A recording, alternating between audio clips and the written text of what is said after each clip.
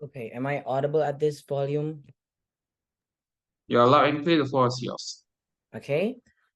If you have any POIs, just do it through the chat box. I will be starting my speech in 3, 2, 1. From the screams of horror within our marches to the blockades that redirects the attention from the racetrack to our faces is an agenda that exists like no other to advocate towards the people and to pressure the government, especially if this reaches a middle ground between safety while also establishing a degree of attention towards it. Two key framings then before I move on to my arguments. Number one, supporting this agenda and means that we will continue to support the status quo, redirecting the promotion from things like online activism or eco-terrorism to directly protesting within these types of environments, such as blocking the racetrack, etc., in order to make the agenda much more tangible. And it is what will become the the main track or main investment tool in order to be in our main headlines within our post. For example, basically it will become our main tool for activism and also for our advocacy, not any other methods. But second of all, our only burden for us to prove to you here is why is this method applicable for the current agenda of this environmentalist movement, and why is this the safest and still urgent method for us to pursue. But the unique burden of opposition and what they must be willing to prove to you is why other methods still maintain the degree of safety while still having a threshold of attention. We are talking about things like eco-terrorism and online activism that is still available under their side. Why it won't be too far-fetched and risky for the movement, but still manifest the unique degree of attention that you will get, and it will trigger a mass critical mass to understand regarding the attention and advocacy you are trying to create, not regarding the distraction. With that being said, two arguments I'm coming from middle ground. Second, about bargaining room for and towards the government. First argument then about reaching a middle ground. We are talking about the current methods of activism are most likely going to be unapplicable and non-adaptive towards our current agenda and mobilizing it towards future opportunities. What does this look like? Two things. Either A, the procedures that we are taking within the status quo of online activism, of sharing posts and trying to boycotting can be counterproductive, since it is only a matter of responsibilities towards the screen that can continuously be blocked by shadow banning or things like blocking the comments that are limited in terms of agenda. But it is also counterproductive towards what we feel as a movement, since it is only telling you that your responsibility is only within the media and nothing else. Therefore, the responsibility for us to continue our own movement essentially stops there within these types of agenda, meaning online activism is most likely going to be productive within these situations. But also B, other situations or methods of eco-terrorism, for example, will only be risky since it is putting your members or movement at risk of lawsuit and imprisonment, since it is literally going against the legal boundaries by destroying the oil settlements or even the homes of other people. But furthermore, it only shifts the current degree of discourse into the distraction that you create rather than the advocacy or the goal that you are trying to achieve here, because you destroy the inconvenience of other individuals to a larger extent in which it is harmful for their livelihoods. It is not a matter of entertainment, but far much larger than that, because it is a matter of supply and their own livestock, for example, or their own livelihoods. But under our side, it is much more safety. Before I move on to my benefits, sure, I'll take that PI. So how is your advocacy different from just advocating for physical movements? What is so specific about Just Stop Oil? Because it is still having a degree of physical presence, where you are at the bridge, where you are at the racetrack, where you are literally being put in front of screens, yet it is still non-violent, but it is still gaining attention at the same time. The dedicacy towards this is that it reaches a consensus between safety. But why is this provided under our side? Two main reasonings to elaborate and answer the POI even further. A, to continue this elaboration by reaching safety and attention, we are talking about how at worst under under our side, the risk that we're imposing upon ourselves is only being getting rid of within the racetrack. But we have other alternatives of showing up within other areas where we can do this continuously, meaning this agenda is much more sustainable and re-grabbing the attention over and over again, where the consequences are being put into a bare minimum, yet the attention that we will create is much more further than that. We are talking about people who are within the racetrack, people who view it online, seeing the symbolization of oil being seen as blood or synonymous with blood of nature, that government constantly pokes into continuously, evokes a unique degree of emotion that exists no further, because the way in which you empathize within these feelings is not blocked by certain inconveniences, where it is a matter of temporary inconvenience, but you feel as if you are the one that needs to be contributing towards that area, where it connects to you deeply, because it is a matter of physical presence that is much more tangible than that. It is much more empowering, especially when this is massively publicized in big events, where we can draw the parallel to pro-Palestine protests, for example, filled with hordes of people dedicating their support within bridges, goes to show that is an agenda that we are supporting under our side, especially if it is non-violent. But also B, for the current people or for the current members within the environmentalist movement, it is also a degree of empowerment. Why? Because it feels like we are doing something for once other than a degree of petitions or showing up in events safely, where it fuels their currently diminishing hope, because we are grabbing and demanding attention instead of going towards them, where it feels as if these actions are much more tangible and promotes responsibility and capability beyond the screen, and not only a matter of online activism, that you can also participate through direct participation, that you can also participate through the bridges and only sitting down within these benches, even if it creates inconvenience. It's okay, and because it's ultimately worse under opposition, because you will only shift the discourse under their side through things like eco-terrorism, by only shifting it into the destruction of their farms, homes, where it will only fuel uproar towards our movement even more, which will only block our agenda and the thing that we ought to do the most. Or even then, in other situations, you will create even like the most minuscule degree of attention, because you are relying upon people's altruism to suddenly empathize. But under our side, we demand it to happen. We make them feel bad. Therefore, it is what we'll create. Second argument then about the bargaining power for government. This is within the legal boundaries. This is the important framing here, because we barely break any laws. This means that we can continue to do this on and on until we reach a conclusion. Why is this analysis important, and why and what will manifest into this? Two things. Number one, we will create pressure towards the government to constantly cooperate, since it is the only procedure to constantly take for us. Because we are seen as much more reasonable, for example, and we are prioritized as the people, especially when they do not have any degree of alternative to get rid of us, especially when this is a legal boundary, for example, and they must pay attention to us, since all of the headline medias, since all of the people are reshifting their agenda within our people, for example, the pressure to cooperate is much more tangible. Therefore, the degree of neglect is much more lesser created under the side of proposition. It is the degree of uniqueness that is created and much more tangible under our side. But second of all, it counters the current inefficiency that is recurring from the government, because what is currently happening is that we are following the government demand, but under our side, just stop oil instead demands the government follow and continues the attention towards us. We take them towards our schedules, for example, and we demand these types of things instead of us continuously lobbying towards them, meaning the degree of inefficiency to stop these types of oil refineries, for example, is much more going to be much more efficient in terms of time wise, in the way we make our protest much more efficient. Under all of those reasons, vote for Indonesia.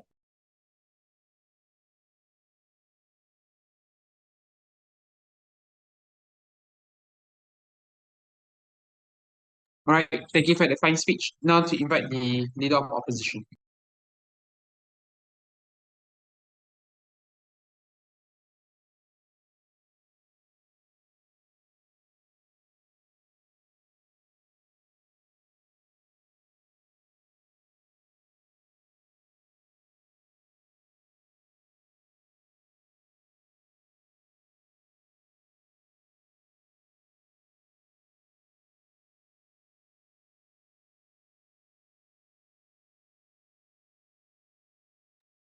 Hello, you there?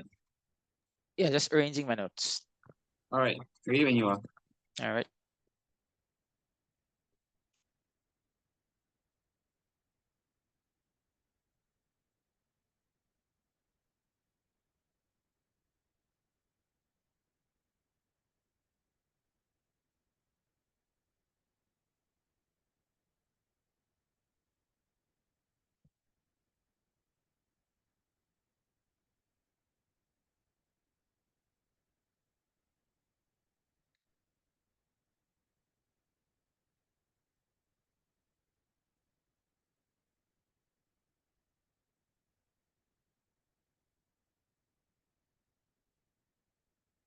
Okay, I prefer POIs to be given verbally. I'll start my speech in 5. Oh wait, sir, I forgot to turn my camera on. I'll start my speech in 5, 4, 3, 2, and 1. 2 arguments from side opposition.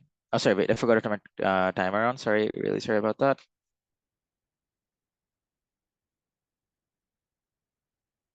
Okay, 3, 2, and 1.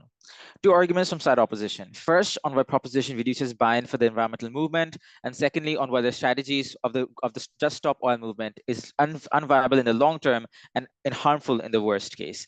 Before argumentation, though, a few points of setup and some responses. Number 1. What is our stance? 3 things. 1, we as the environmental movement would distance ourselves from Just Stop Oil and outside of the house, which in turn is going to cause the broad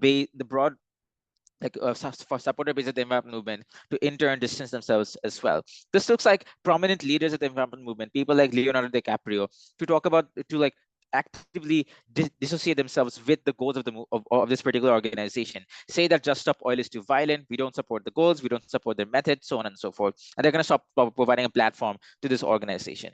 Secondly, note crucially that Just Stop Oil doesn't necessarily own all of their policies. So if they're talking about like transitioning from a coal-based energy system to green energy, we can still have those policies under our platform. It's simply the way that we discuss these policies and advocate for the implementation changes in our side of the house. It goes from the more violent approaches of Just Stop Oil to becoming more reasonable and more politically viable.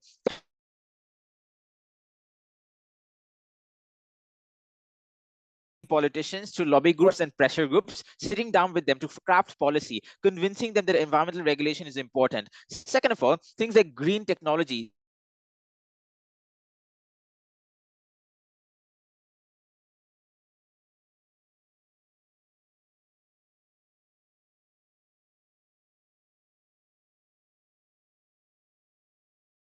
Just to prove the proposition puts us in a far more problematic and worse position than we have in the status quo.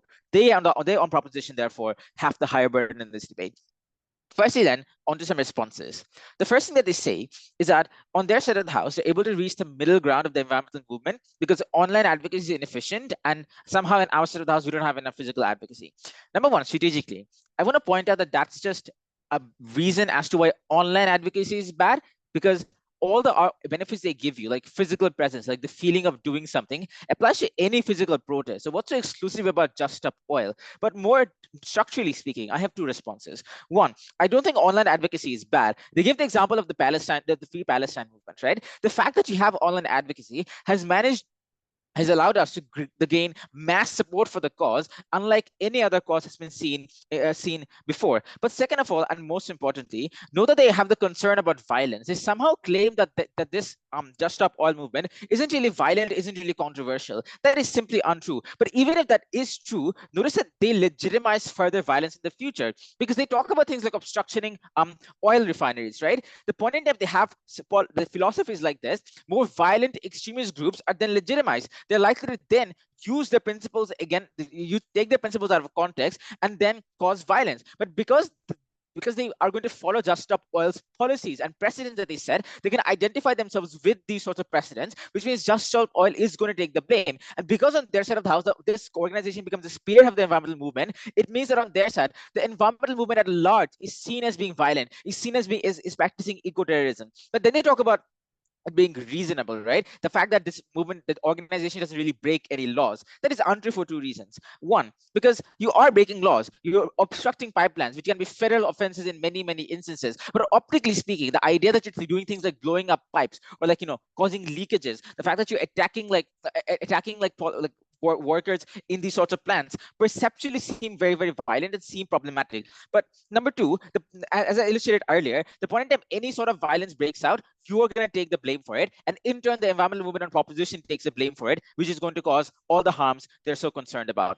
Firstly, then let's talk about reduction in buy-in. Panel, in isolation, the vast majority of people care about the environment because it makes sense, right? You want to ensure the environment is sustainable so that your children can have a better future, so you can have a better future as well. The problem, though, is that the advocacy methods of the Just Stop Oil movement trigger controversy and aversion to the environmental movement as a large on their side of the house. This is because of three structural reasons. One, because Just Stop Oil eats up headlines. Media has limited airspace for environmental causes. It's not going to air out climate change the entire day. But the problem is that media is going to prioritize stories that's going to get them the most virality, the most amount of engagement, the most amount of clicks. These are usually the most sensationalist stories, right? Because Just Stop Oil uses sensational strategies themselves, throwing the soup onto Van Gogh paintings, doing things like obstructing pipelines. These sorts of strategies are seen as the most aggravating and hence get the most engagement. And therefore, Just Stop Oil dominates the headlines. They are the ones you see every single time you hear an environmental, you look into the environmental section of your newspaper. But secondly, politicians are going to weaponize the advocacy message of Just Stop Oil and use it against the environmental movement. One, Republicans are now going to find a very potent weakness in environmental movements strategies. They're going to say, because they can't really say in the status quo that climate change is probably not real. It is a very unpopular policy stance to have. That is why Trump couldn't stay in power. But they can say that the way that the movement is advocating for its goals is violent. These are dangerous people you should never support. So they're indirectly reducing support for the climate change movement by pointing out that the movement itself is dangerous and should be avoided. But liberal politicians are also afraid of talking about these issues because they feel like if I talk about this, I will get controversy. I would rather not say anything about it, remain silent. But thirdly, we think that generally people have an aversion to violence, but most likely have an aversion to violence when it's seen as being disproportionate. Before I move on, sure. Portrayed as non-violent in the media is literally stated in the context slide. Tell me why your first 2 minutes. Because look, perhaps they're sometimes put as a non-violent, but a point was that their methods can be misconstrued by extremist wings who then do violent things, and now the movement is construed as being violent. That is the concern that we have. But also, you don't need to be violent. You just have to be controversial and seem like lunatics, which is what happens on your side. That still loses support. But thirdly, violence is seen as being useless, is seen as being problematic when it's seen as being disproportionate. Because the environmental problem right now, while concerning, isn't the apocalypse that we have yet been promised, right? This means people can't connect the weird disproportionate responses of throwing soup at Van Gogh paintings and obstructive Formula One races to the environment because they don't feel like the problem is proportionate. They don't see the problem, right? Which means then the people are likely to be turned off on their side of the house. On our side of the house, we have more nuanced rhetoric, right? We have rhetoric like, oh, coil is important right now, but we need to move away from it in the near future, which a lot of people can get behind. The impact of this is twofold. One, on their side, people distance themselves from the movement. They don't donate as much. They don't show up to protest as much. They don't vote on it as much. But two, politicians and governments can shrug off responsibility and say that the climate change movement and its goals are very dangerous. We are not going to deal with them, right? The comparative on our side is common sense. You stand for things like lobby support. It stands for things, all of these reasons. Just Stop Oil is not the answer for the climate change problems of the 21st century. Stand with opposition, stand with common sense. All right, I beg the speaker for the fine speech. Now to invite the Deputy Prime Minister. Wait, am I audible and visible? Yeah, you are allowed enter. The floor is yours. POI, unmute yourself. I will not be seeing the chat. Okay. Start my speech in 3, 2, 1. Sad opposition cannot wash their cleans and has to stand beside the thousands of millions of innocent individuals that will get harmed if our solution to save the environment is not effective and our earth will die. Please propose. 2 questions I'll ask. Firstly, the urgency and justification. Second, the changes that will happen. But thirdly, just a quick extension I'll later explain. Before any of that, Here's one framing. They talk about the idea of lobbying firm and green technology that exists presently under their side of the house and how they want to fund this even more, etc., etc. Understand that this happens symmetrically under side propositions. So their benefits is like inexclusive anyway. We told you this is just one of the way that environmentalist movements can actually do, but that does not mean that this is the only thing that side proposition will support under our side of the house. First issue then, let's just talk about the urgency and justification. We have told you from first speaker about empowerment and urgency. It's not been sufficiently responsive by O1, so here's two additional analysis into this extension. Firstly, we're trying to shift the overton window. So we want to do this sort of destructive actions, not because we want to make it aggressive, but for us to reach a decent impacts anyway. The bargain here is that first you go highball, you ask for radical stuff, you disincentivize the people, you normalize the destructive things to happen. But after that, people instead settle down. I want environment to get better. But if I push it calmly, like what side opposition wants to do, I will not get the decent impact or even the bare minimum to begin with. We're doing these certain things to make people realize that this is a huge problem that everyone should care upon. When people see this huge thing, they'll be see like, oh, this is such a big deal, you're doing massive things. But later on, people will normalize it and calm down because they know the intention is not about destructing the society, but about changing. So you do this not because you want to disrupt, but at least have a decent impact. Second, about diminishing returns. If you kept on doing the same thing all the time with no new changes, especially when there is no certainty of impacts that they can guarantee or any significant changes happening, you'll get fed up later on. We argue to this is likely because you're just doing the same thing over and over again. At the end of the day, that not only it does not really attract people, but also it makes you feel tired as an environmentalist. All of that thing that side opposition has to individually respond to their next speaker later on. But what did they tell you in response and to their like O1 speeches? They told you POI. later. Firstly, but online activism works very well and get many tensions in the current status quo. Here's the thing. No, online activism is not big and works well alone without any demonstrations or offline actions happening. BLM, for instance, is big. Maybe yes, online action helps, but the most thing that helps is the idea that there is a direct impact and a direct disadvantage that happens in the offline, in the real life, and there is a massive demonstration happening in the whole entire world to begin with. I don't think online activism is enough to win this debate. But secondly, they talk about the idea if you're seen as problematic and create controversy and they don't see the problem. Here's the thing. People know it's bad but there is no urgency for all these certain society to really change to begin with. We don't have to argue that people know coal is bad and fossil fuel is inherently hurting the environment. What we need to do is like what side proposition wants. We have to push people to understand that this is a massive thing. We have to create the attention because attention is the prerequisite for any of their benefits to actually come in this debate. But secondly, they talk about the idea of short-term movement, right? About the short-term benefits and long-term benefits. Here's the thing. I think even if we have to define a short-term solution on the our side of the house, I think the short-term solution is a prerequisite for even the long-term benefit to actually works. Environment is dying, and that is the fact. So no matter what, like what short-term benefits that we can propose to you is how we can decrease the harms in the present so that later on we can still survive and do much more programs and much more campaign in the future. So yes, the short-term movements or this short-term solution is indeed an important thing that we have to defend later on under this debate. I'll take the POI.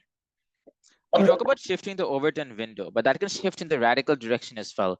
What happens when a Just Stop Oil protester blows up an oil pipeline?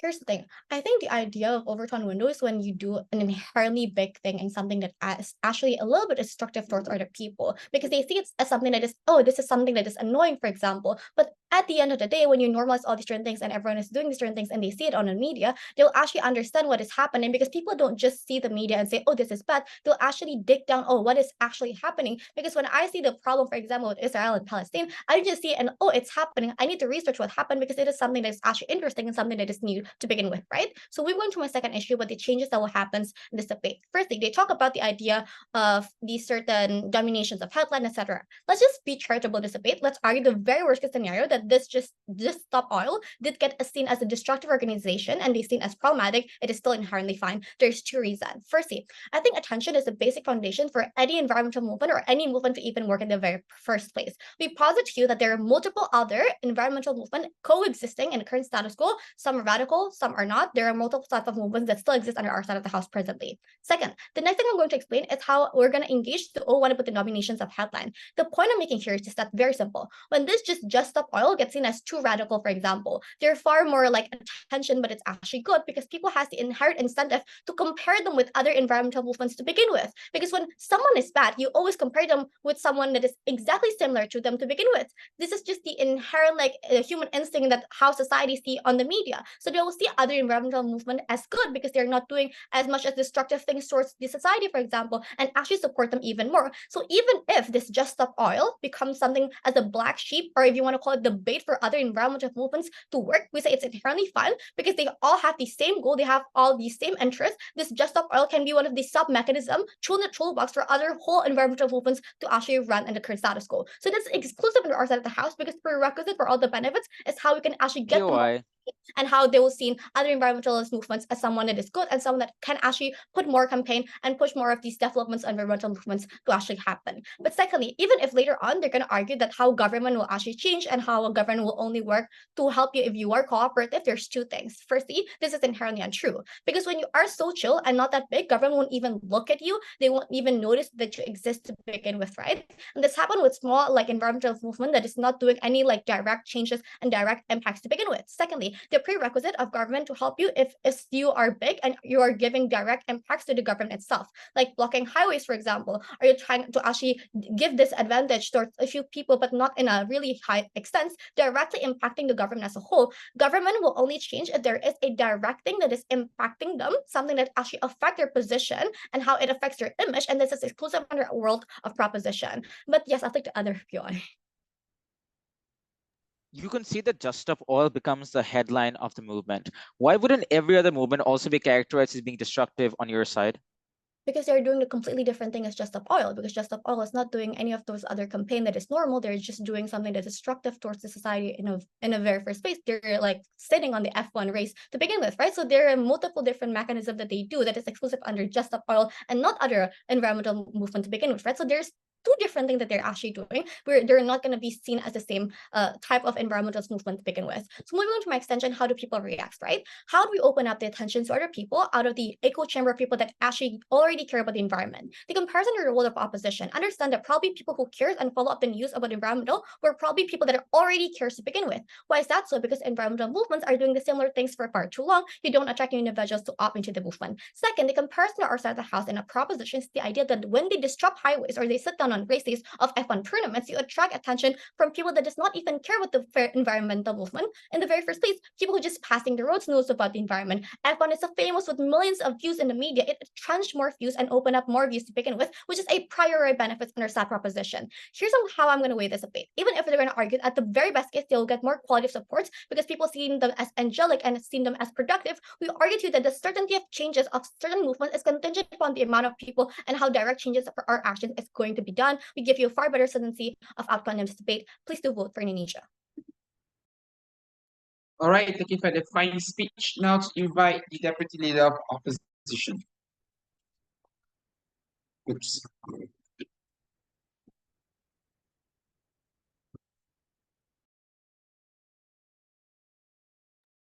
Okay, can you hear me? Yes, loud and clear. The floor is yours. Okay.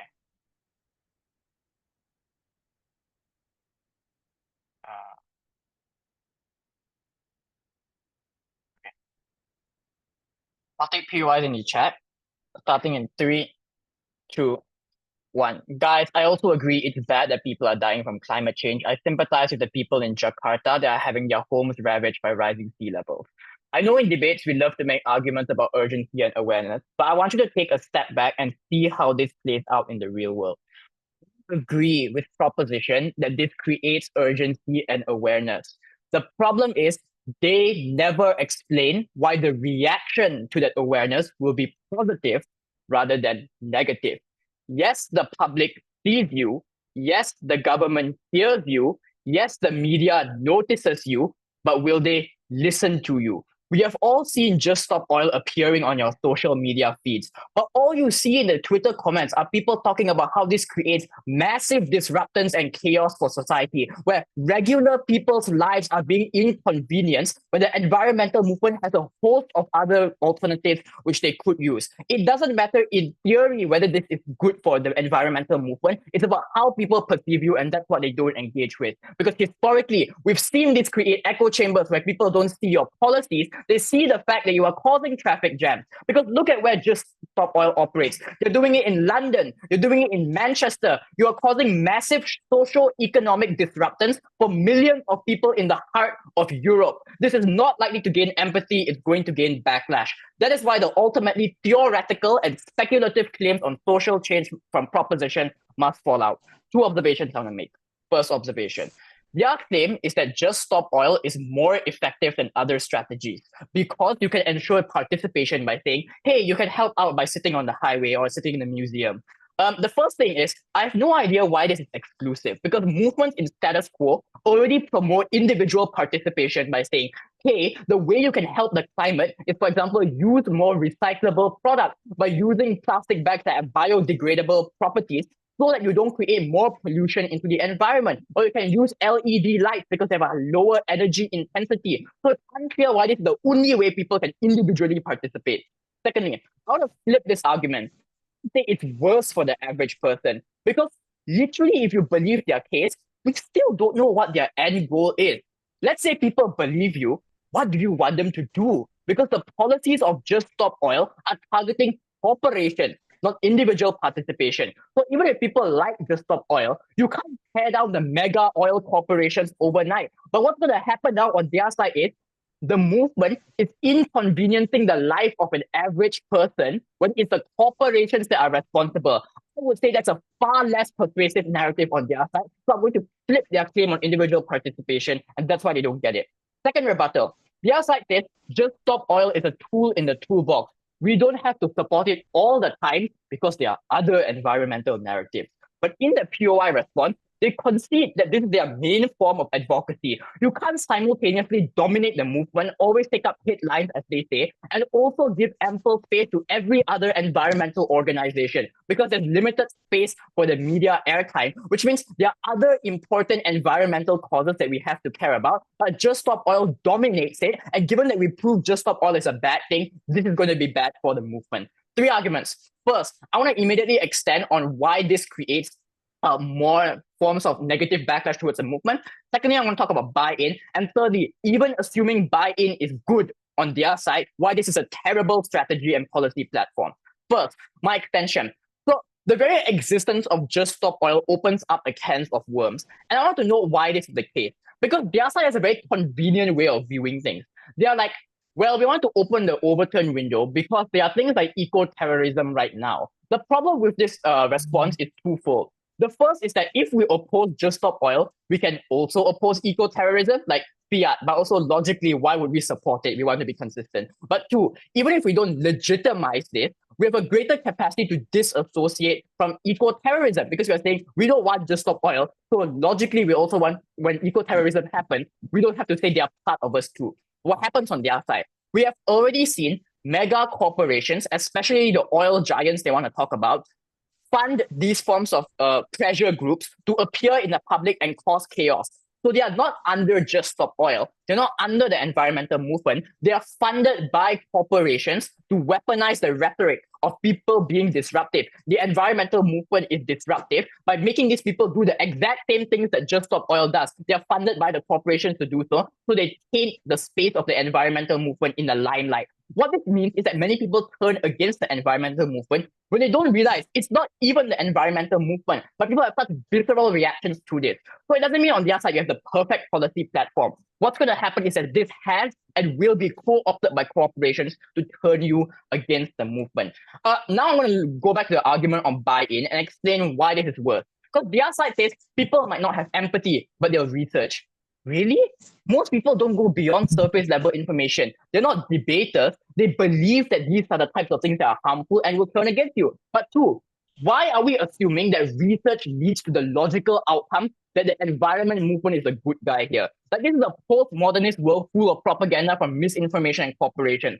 Jeff Bezos owns the Washington Post, for God's sake. So even if people research, we have no idea why the end outcome of the research is. I agree with the environmental movement. It could very well be seen, well, the protest in London caused many businessmen to miss their flights in Heathrow Airport. Now this is bad for the world. This is bad because statistically it harms the economy. People can turn against you even if they research. A substantial amount of people in the environmental movement are young moderates.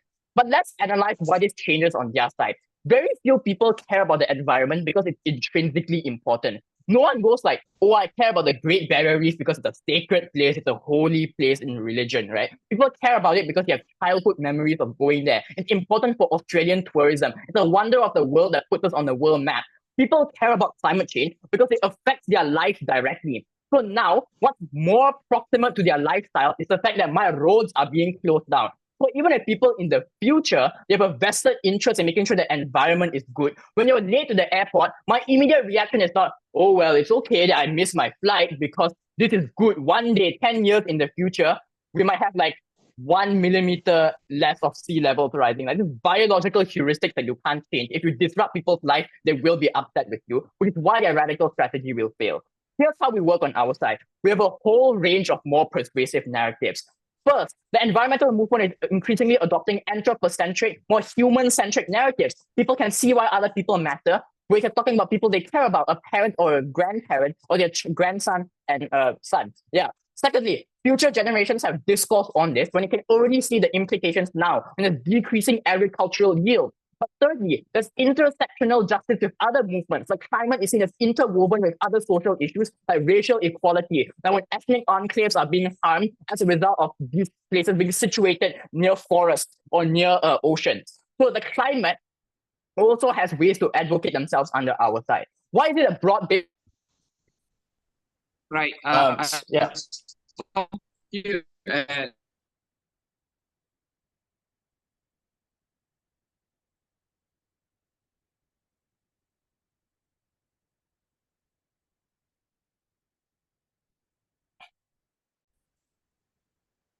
ready when you are. Hello, okay.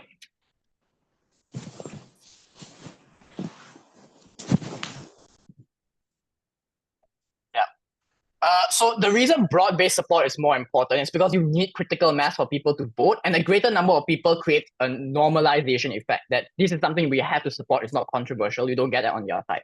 Thirdly, why is this unsustainable? One, we still don't know what their end outcome is. Like, after you advocate for these things, what happens? But two, even assuming they get their policies, why are their policies good? Like, many countries around the world need oil, coal, and gas to sustain their economies because green energy is too expensive. So even if they pass their policies, these types of things are bad in the short term. And we have other policies which are more effective, things like carbon offsetting that can help people more effectively. So on their side, you create more people against the movement. And overall, this is a terrible strategy to adopt on all fronts. For these reasons, we're happy to oppose. All right, thank you for the fine speech. To conclude the case from Gulf, I'd like to invite the Gulf with.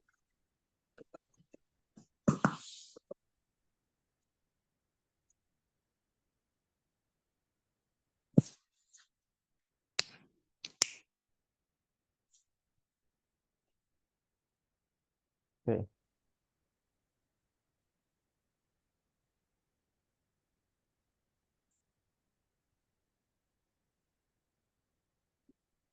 Give me a moment.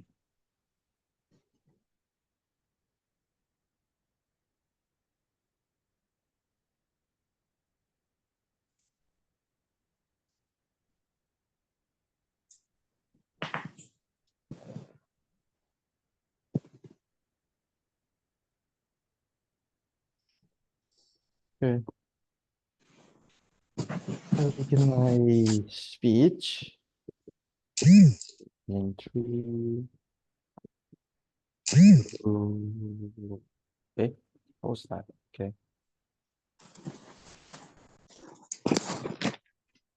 3, 2, 1, go. I think opposition completely forgot what this debate is about because reasonably, they concede that a problem exists in status quo, and we gave you multiple reasons why the kind of solutions that we are using in status quo are not sufficient to challenge the lobbying power that companies have, and how violent protests are in fact counterproductive exactly because of the image problem that they create for these kind of social movements. But what the opposition tell you? They again counter-asserted that these kinds of solutions are in fact sufficient without them providing why exactly that is the case. Before I move on to my rebuttals and to my clashes, I'm just going to point out a few clarifications and some strategic mistakes. Firstly, they question us, what is the uniqueness of Just Stop Oil? I think it's incredibly obvious from the info slide that the uniqueness of Just Stop Oil is its ability to be distinctive and to be disruptive, yet still to be reasonable to a certain extent that many people can accept. Why do you think this is the case? Because reasonably, on both sides of the house, protests exist, online activism exists. There is a spectrum of soft and hard regarding this kind of issue. So Just Stop Oil is smack dab in the middle. We're not violent. We're also not going to be completely soft about things. And this is seen as a reasonable middle ground for people that is more palatable for these people to digest as a narrative, right? Because otherwise then they will not be inclined to support violent protests exactly because it could inconvenience them to a great significant extent. But they also think that online activism is tokenistic and they're not actually doing anything to accomplish anything, especially if the post and the activism is lost in the sea of social media that's often working together to shadow ban these kinds of activism anyway, which was analysis that came out in P1 and was completely unengaged. But then B, why do you think this is enough then? 2 points. Firstly, is that the government is already more warm to environmentalism in the first place, right? They say this themselves with examples of the climate summit, Paris Accords, and whatever. But the thing is that there exists in status quo the counter narrative from lobbying from oil companies exactly saying that oil and coal is completely necessary for our economy and that is not something that we can replace. But the thing is then is that when you use violent protest or social activism, that is not enough to displace the kind of lobbying and the kind of pressure exerted by these companies. But we are actually disruptive to a certain extent. The government has to cater to us because people have civil unrest and things like that. But they also have to cater to us because we are still exercising our rights as a citizen to protest peacefully and in a way that does not harm a significant amount of people, for example. And I think the example of an airport is really extreme because I don't think that happened anywhere. Also, like airports are incredibly secure and incredibly safe. But you just see the examples on the info slide. At most, it was a highway, right? And in other places, it was specifically targeting the oil infrastructure, which we will argue is a good thing because then you're putting pressure on oil companies, right? But then secondly, is that we will argue that this kind of approach is palatable and more respect is given by the public because now they see that they're actually serious about what they're doing, but still trying to be reasonable, right? So, okay, before I move on, yeah, sure. So throwing a soup at a Van Gogh painting is how you characterize being serious. I'm sorry, can you repeat that? I didn't hear that. Okay, I think you're cherry picking examples, right? Because obviously the info site supplies you so many examples that you do not engage with. But also like, yeah, sure, because people will also see that why is this person standing in front of me when I want to look at this Van Gogh painting? They probably have a reason to because I don't think people are that stupid. But then thirdly, is that in the worst case scenario, that if it is too soft, for example, then that exactly means that, you know, for like examples of like Dutch people who sit on like oil rigs, that means you provide them that they are very reasonable and whatnot. But on the other end, that if it is too disruptive as they characterize, then the attention is deflected towards other social movements that might be more palatable. But secondly, they talk about extremist wings and how people misconstrue the narrative that this social movement gives. And I think that's just kind of symmetrical on both sides, right? If anything, on our side, it's better because it's a more reasonable policy that doesn't revolve around campaigning, protesting, and setting fire to everything, right? But doesn't matter what happens, right? Or how these extremist wings like accept this kind of narrative. The point is that on our side of the house, we convince the people who are in the gray area, which we think is a sizable chunk, considering they say that people are also kind of like a bit confused about what to believe and what to not. Exactly. That's why we want to convince kind of people who want to see these movements as reasonable and whatnot. This also engages with the characterization that all movements will be seen as homogeneous because people still know that people take different approaches to different things and they can realize that and they can recognize that. Just because you're Christian, for example, doesn't mean I think you're a fanatic. That's not how that works. But then thirdly, is that on urgency. They try to disprove everything saying that, oh, it's okay because oil and coal is still necessary. But the thing is, and they say like green technology is good enough. But the thing is, climate change is exponential. That's exactly why we have things like protests on both sides of the house, because we understand this is something that we need to fix now rather than later. So they do need to have a stance. They do need to support something that is tangible and short-term on their side of the house, because this is not playing around. But then 4 is that worst case on our side of the house, if these people are incriminated by oil companies, by petroleum companies, by the government, for example, we think this is a matter of image, that those actors look bad because now these people are being reasonable, but they're also being incriminated. That even points to the fact that there is a problem in the first place within the political structure. We think that leads to discourse. We think that leads to pressure on the government. But then 5th is that they say, and then 5th, I think probably the main problem I have with their side is that I'm not quite sure what they actually want, because they're just like going all over the place and saying this is bad, this is bad, this is bad, this is bad. But then like I don't understand what they actually want, especially when they tell you that online activism doesn't work. Okay, but of minor rebuttal then, there was a point they made that I think was very, very odd. They said that when you are against oil, that means you support things like wind turbines, and that's bad because it's expensive. No, because it's context dependent, right? These kind of policies are probably going to happen in developed countries, right? There was an entire thing in the climate summit where developing countries were complaining that they were being forced to implement green technology. I don't think that's the point of the debate. This is probably going to be happening in the developed country. But also second, are you going to not do anything on your side of the house? Are you just going to comply to these oil companies and do nothing? We don't think that's also good, right? We all think this is a problem that we need to fix. That's why exactly we want to be disruptive to a reasonable extent. Before I move on, yeah, sure. So I see Just Stop Oil disrupting my highway and I do my research. Why is it that my research always leads to seeing environmental movement is the good guys, rather than the research saying they're the bad guys and they're disrupting people's ability to travel on the road? I don't understand how that exactly invalidates our sides. We think exactly that's good, because when people research, they see that those environmentalist movements are good and fighting for a just cause. But also, Clash 1, on the idea of like public perception, how do people receive this kind of narrative? Firstly, is that they say that political protests are good per our analysis. That's also symmetrical, that exists on your side of the house. But we are taking that same principle and we soften it and make it more respectable, because people probably see protests as incredibly radical, right? They're pushing for something that we can't reasonably have. But on our side of the house, we're exercising our rights as a citizen in order to protest the government in a way that can be reasonable to other people. Secondly, they make a really big point about how this can be spilled over to other groups. 3 responses. Firstly, we're quite critical nowadays, right? We're in an age of information. Everybody knows that anything could be a hoax, anything could be fake. We do that kind of things, and we think this gets even better with time with the younger generations that are more critical thinking. But secondly, is that again, we pointed out environmental groups use different methods, especially when the headline points out Just Stop Oil specifically and not trying to make it under the umbrella of environmentalist group. People know to associate these kinds of methods with Just Stop Oil, not environmental groups in general. But then thirdly, is that exactly when on your side of the house, there is a huge amount of propaganda, people are aware that probably what they are doing is just, so we just think that supports our side of the house. The second Clash, would this be harmful to more normal people? We don't think so, because there's also protests on your side of the house. So that means you also oppose protests on your side of the house. I don't sure how you can justify that. But then secondly, we characterize online activism isn't enough anyway. But then thirdly, is that we think inconvenience is the mother of complaints. That when I cannot go through a highway to commute to my work, I want to find out why exactly I can't commute to my work. And I research that and I think about it for a second. And finally, I support that social movement. Or well, and things like that. But at 4, on the way here, right? Because at least on our side, we get less impact, but the same amount of attention. I don't know, propose.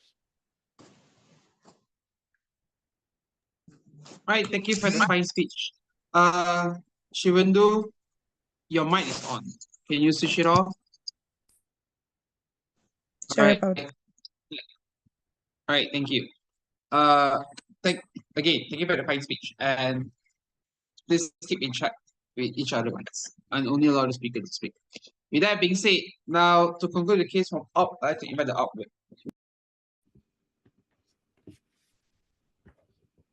Cool. Am I audible and visible? Yep, clear, the floor is yours. Cool. Starting in 3, 2, and 1. I'm going to help proposition with some basic public relations advice right now. All publicity does not equal good publicity. The Telegraph running news articles about Just Stop Oil blocking ambulances from getting to the hospital is not good for the climate movement. The UK government showing millions of dollars of lost productivity is not somehow supporting action on climate change. Be reasonable, because that's what the average person is going to be, proposition. If you want people to do things in support of climate, you don't block them from getting home after a long and hard day of work. I want to outline what Proposition's model case essentially is. They say Just Stop Oil will first lead to buy-in that leads to effective change, that this effective change will lead to greater success and support for climate change in the future, and that this will be sustainable. I'm going to break this down in 3 questions then. Firstly, do we get buy-in? Secondly, do we get these policies? And finally, is it sustainable? First then, I want to go into buy-in because I think this is incredibly important. I find this is incredibly important because all of Proposition's material essentially hinges on the fact that the public will support this. They say that this is the middle ground, and that means that individuals will do more research and they'll suddenly be enlightened to all the benefits of climate change and the climate change action that they somehow didn't know beforehand because online advocacy does nothing apparently. What do we hear from Proposition? 2 things. They essentially outline that first, online advocacy is ineffectual and too wishy-washy, and second, that eco-terrorism is violent and therefore too extreme. And then they present the savior. Essentially, they claim Just Stop Oil is the middle ground, and they just assert that is acceptable to most people because they give you these 2 extremes.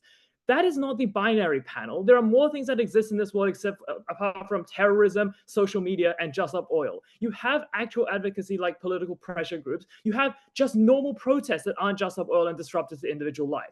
That means that we don't buy this middle ground analysis. But also, here's the thing.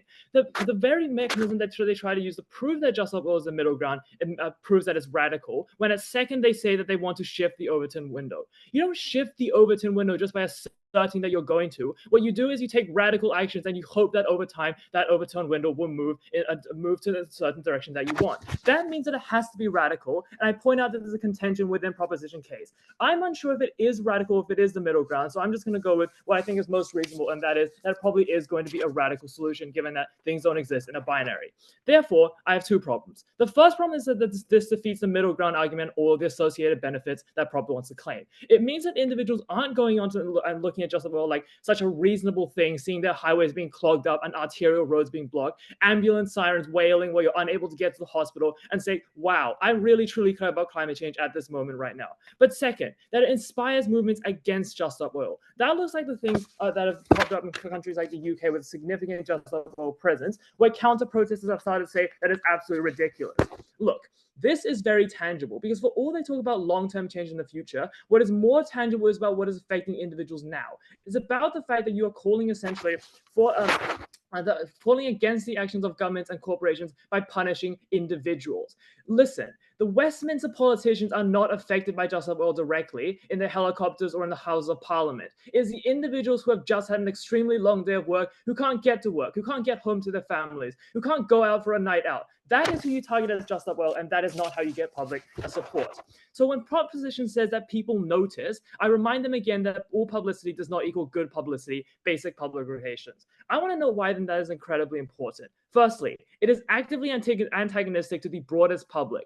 It is very easy to be angry at Just Stop Oil for blocking your highway, and it's very easy to be angry at those sorts of narratives, especially when, as I'll go into later, corporations and governments will push for you to be angry at those individuals. What that means is that second, you associate Just Stop Oil with the climate change movement as a whole. You associate their tactics and their extremist demands to what all climate change activists want. You think that, wow, COP is just a bunch of rich elites trying to profit themselves while we continue to suffer.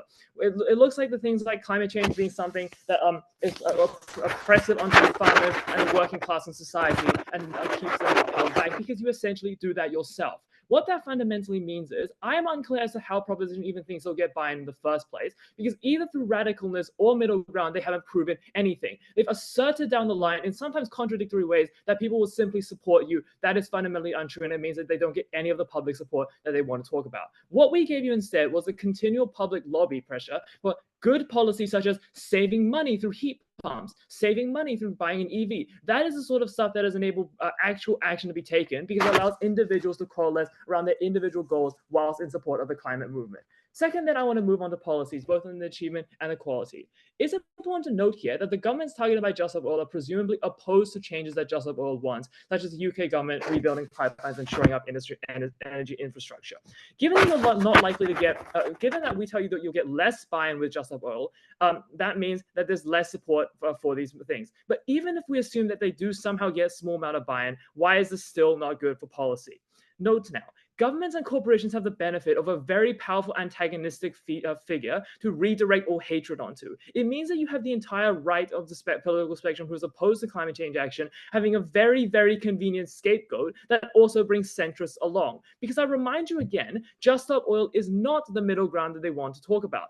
Doing things like actively violating laws, which is something that Prime Minister said they don't do, but they absolutely do, such as violating laws against blocking highways in the UK, is radical. And those radical movements give a very strong figurehead for the government to be antagonistic for. That means that you don't get the sort of policy change that you want, because without buy-in, you aren't able to achieve that.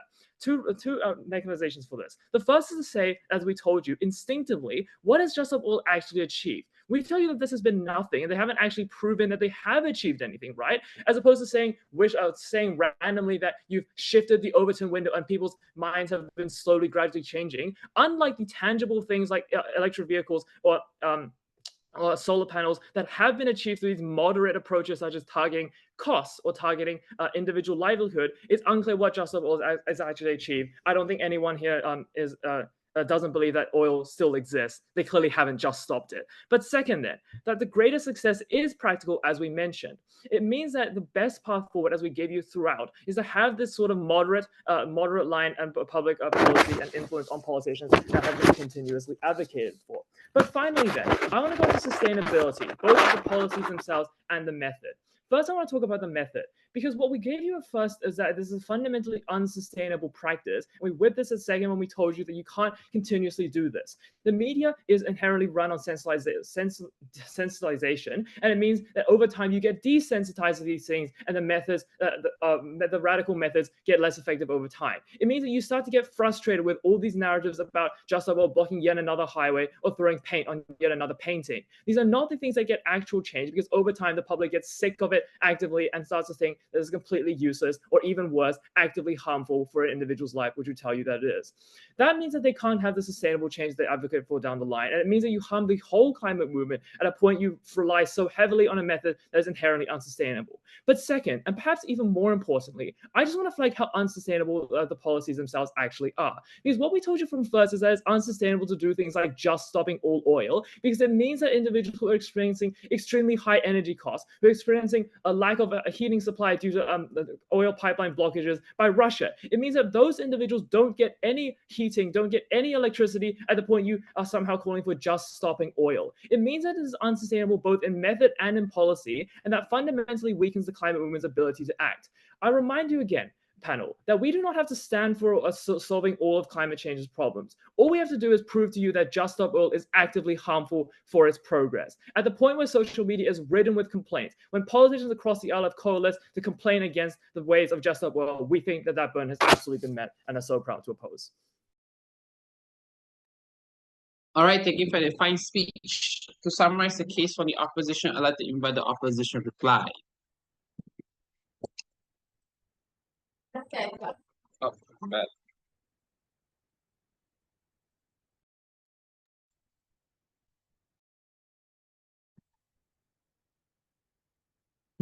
Okay. Proposition's case is actually quite laughable, because if they want to burden pushers to defend violent eco-terrorism, you can go ahead and be my guest. But what we explained was that in a world where we oppose Just Stop Oil, we can actively disassociate from those segments of the movement because we have opposition fiat, and logically, where we no longer say that Just Stop Oil as a more radical, comparatively part of the movement, then we can also say that these are things that we ought not support. So on our side, we had all our mechanisms which was yet unresponded to by the proposition. So we explained that we can still use human-centric narratives, that we still have climate policy experts speaking about these things, we still have peaceful protests in a way which don't disrupt public spaces to such a large extent. Their only analysis for this was that this was inexclusive. But I'm going to explain why this doesn't work, starting with 3 strategic flaws from this proposition team that undoubtedly make them lose. First prop says we won't be extreme. We won't throw soup on a Van Gogh painting. We won't block the airport because it's too extreme. First, if you block the highway, you also can't go to the airport. But secondly, every time this team says that we won't go to the most extreme path possible, we won't be willing to use violence, that diminishes all their benefit, because then you don't get all the media attention you want. If you're just sitting down on a park you're not going to get the levels of attention and airtime that you require for their benefit. So that is why the only reason people will pay attention to you is if you have big disruption. But what we said was those big disruptions are also the downfall of the movement because it means people side against you. Second strategic mistake. They say we don't have to rely only on this particular part of the movement. We can have just stop oil and have other things. The thing is, I completely agree with you. But if you keep on saying that just stop oil is so important, then why are you saying other parts of the movement are also necessary to back this up? Like, you have to defend this being a dominant strategy of the movement. Otherwise, all the benefits from the other side are incredibly marginal. Like, if you have one protest every year, doesn't really lead to much. But we said if you have many protests every week, this means people will hate you. Third, even if you believe everything from their case, they never explain how they fulfill their burden. How will they be effective after people buy in? What do you want people to do? Are you going to make them vote? Are you going to make them tear down the mega oil corporation? It's never clear from their side what their mechanism, their incredibly high burden is, which is why they lose. Two issues. First, public buy-in. Secondly, government buy-in. First, public buy-in. All, and I mean all their benefits depend on people having a positive reaction to the media. They never explain why this is true. Their only claim is that people will research, and their only mechanism for this is that people aren't that stupid. One, guys, people actually are that stupid, which is why we have not made climate progress quicker.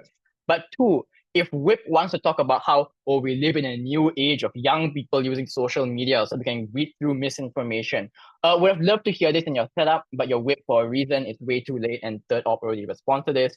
Thirdly, once again, they never answer.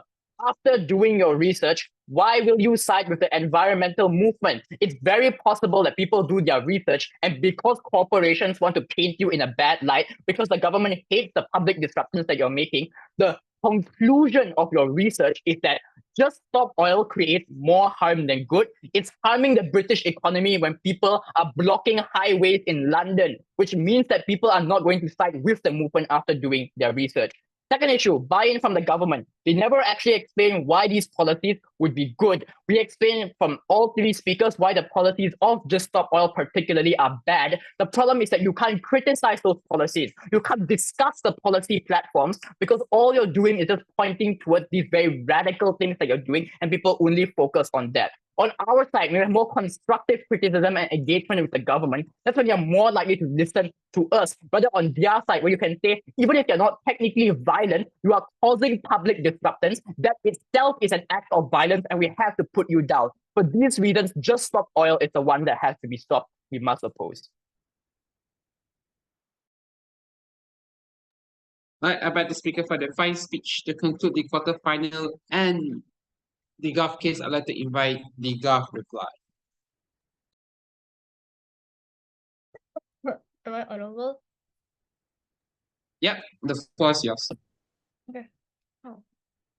Starting my speech in 3, 2, 1. They never prove their burden, why then attention will be received under stat opposition, because the prerequisite of any of their benefits for people to change is how then the environmental movements can gain attention from the society and of itself. Because under the current status quo, people is not caring enough. They know that oil is bad. They know all of that, but they're not changing, and that is what stat proposition will change in this debate. There's 3 flaws coming from stat opposition. Firstly, they act in a utopic world where people all realize and will create changes to begin with. Because if that is so true coming from opposition side of the house, then all these Just Stop Oil will not even happen because people are already caring about the environment. Well, let's be realistic here. We told you that people knows it's bad but not doing any changes because there is no push. Well, under stat proposition, when this movement is huge, so many tension, and that is where we push people to change. Second, the alternative is inexclusive. Even if they're going to argue about headline, etc., we already told you that green tech and also lobbying firm has different types of media putting them in, like technical, like technology sector, law sector, I don't know. So their benefits are inexclusive anyway. We told you this. It's just one of the way that environmentalists will actually do, but that does not mean that it's the only thing that we should support in that proposition. But thirdly, our point about diminishing return in P2 never been engaged upon. That if you kept on doing the same thing over and over again, people will get fed up. That's why people is not interested anymore with environmental movement, but also environmentalists are literally tired of it. This is a standing point coming from propositions at the House. There's 2 points of clash. Firstly, about justification and urgency. Second, talking about further impacts created. Firstly, let's just answer O2 questions about how other mechanisms can work, at worst conceding to all of their harms to their side of the house. Let's just say that we're going to use them as a bait. We use them as a black sheep and whatnot. We say it's fine because we need the attention. People are not caring anymore, hence attention is what we want to focus on. When attention is received, they can give the highlights to other environmental movement through the comparison from the media in of itself. But secondly, let's just argue, but it seems like to me, overturn windows becomes the main case that South opposition wants to rebut in this debate. There's three things. Firstly, we already told you that at the very first place, people will think it's bad because it's problematic. Yes, I agree with that, but then they further know the reasoning behind all of that actions. Second, people centuries ago are not used to having their tax like cut from their wages, right? Imagine having all of your money taken away because you have to pay the tax to the government. But as time goes by, they're fine with it because they know tax is for the nation developments and their own security because it directly affects them. They'll figure out why it's actually harming them in the very first place. And this is how the overturn windows can still happen to the South House. So this overturn windows point is still a standing justification for proposition. They just seem to not get that point. But second, what people will research, like many people is late in London, quoting from Umar, right? We told you the research relates to, oh, what are they? Oh, environmentalists. Oh, they are trying to protect us. But let's just engage their side. We never say research will guarantee a 110% to make them seen as a good or angelic organization to begin with. We argued to that spotlight will go to other movement because the instinct for people to compare on the media is a lot. When one of the princes from UK that get caught drinking, they compare them to other princesses and how they love the other princesses because they're nice, and that is the easy way of actually putting that on, right? So that's the logic that we're supporting. Not once do O1 or O3 engage to this premise. This is a winning point from that proposition. But second, clash about the further impacts created, right? We told you already how then we open up the attention to other people out of the echo chamber of people that care about the environment to begin with, because we're distracting people that doesn't necessarily care about the environment to begin with, but there's no engagement coming from their side of the house. But let's just argue what they say within this clash. Firstly, they talk about good and bad publications in like O3, right? Yes, we never say it's going to be really, really good, but it does not mean that if it's all good or bad, as long as attention will actually be created in our side of the house, because that is the main urgency that environmentalist movement is actually lacking. Because Just Stop Oil is not the only environmental movement to begin with. There are other coexisting environmental movements that can actually make more campaign because they're going to be compared to them, right? But thirdly, about actual action to be taken. There's two things. Firstly, there's no analysis that O1 till O3 how they're going to reach that, because for far too long we have waited and waited and waited, and people are not making significant changes to happen. Second, they agree with urgency. They agree that they don't want people to die, but their own proposal is too shallow and not direct to enforce people to change. They stop their own case under their side of the house. What is the way? I think with the irreversibility of impact, the second opposition decide to approach calm solutions. That is when they let our earth die. They're letting our future generations suffer. When they decide to do this, they not only want to do the long-term sustainability solution. Well, the problem is urgent right now. The impact is irreversible. It's going to be too late for them to in the future to fix it. Proud to stand under Indonesia.